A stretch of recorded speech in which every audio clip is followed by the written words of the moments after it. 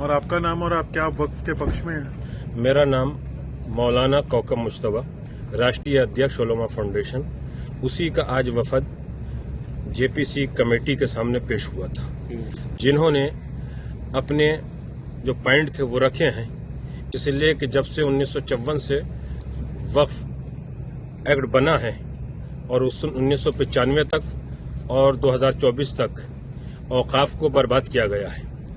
अगर बर्बाद नहीं हुए हैं, लूटे नहीं गए हैं, तो हर वक्फ बोर्ड से 15 दिन के अंदर रिपोर्ट मंगाई जाए कि वक्फ बोर्ड में रजिस्टर्ड औकाफ की तादाद कितनी है और कितना टैक्स आता है और कितने जिंदा हैं, कितने मुर्दा हैं। जब ये सवाल पैदा होता है तो जो वक्फ के ऊपर काबिज हैं वो अधिकारी की शक्ल में हों, वक्फ बोर्ड के मेंबर की शक्ल में हो या चेयरमैन की शक्ल में हो, उनके पेट में दर्द होने लगता है। वक्फ प्रॉपर्टी किसी का जाती माल नहीं होती है। मुतवल्ली और चेयरमैन को सिर्फ इतना हक हासिल है कि वो उसकी हिफाजत करे, लेकिन वक्फ बोर्ड की जितनी भी प्रॉपर्टी है जब वाकिफ ने वक्फ कर दी तो वो भारत की होती है, भारतवासियों की होती है, मानवता के लिए होती है, जिस काम के लिए की गई है उसके लिए होती है। आज मेरी भारत सरकार से गुजारिश है कि जल्दी से जल्दी वक्फ संशोधन बिल 2024 पास किया जाए और जिन लोगों ने वक्फ की जायदादों को बर्बाद किया है, खाया है, लूटा है, उनके खिलाफ तत्काल एफआईआर दर्ज करके उनको सख्त से सख्त सजा दिलाई जाए, ताकि ये सरकार की संपत्ति, कौम और मिल्लत की संपत्ति फिर से कामयाबी और कामरानी की तरफ मिल्लत इंसानियत को बढ़ा सके। मौलाना साहब, आपने सजेशंस क्या क्या दिए हैं आज मीटिंग? मैंने जेपीसी के सामने शिया समुदाय के मसले के ऊपर एक बात ये रखी है कि भारत में 36 सूबों में से 2 सूबों में शिया वक्फ बोर्ड है, बाकी सूबों में शिया वक्फ बोर्ड स्टेट में नहीं है।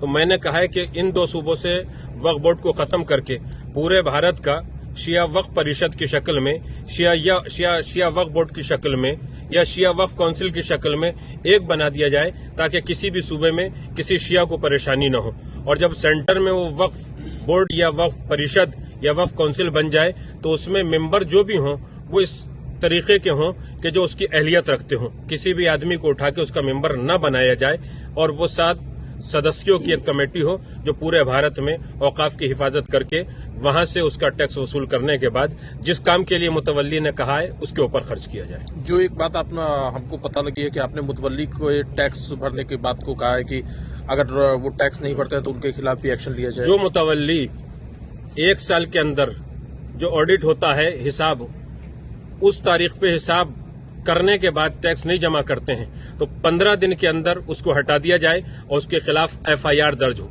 इसी एफआईआर से दर्ज होने से डरने के लिए मौलाना अरशद मदनी जैसे बहुत से मौलवी हिंदुस्तान के अंदर हाय तौबा मचाए हुए हैं कि वक्फ बिल पास न हो, वक्फ बिल पास न हो, वक्फ बिल पास न हो। अरे तुम्हारे साथ अगर कोई घटना हो जाती है तो बड़ी सजा दिलाना चाहते हो। कोई पूरे हिंदुस्तान को लूट के चला जाए, पहले महमूद गजनवी लूट के चला गया, दूसरे बादशाह वो लूट के चले गए, तो जो भी भारत की संपत्तियों को बर्बाद करेगा, लूटेगा, उसके खिलाफ एफआईआर भी दर्ज होगी, उसके पेट से वो माल निकाला भी जाएगा। ये भारत की संपत्तियां हैं।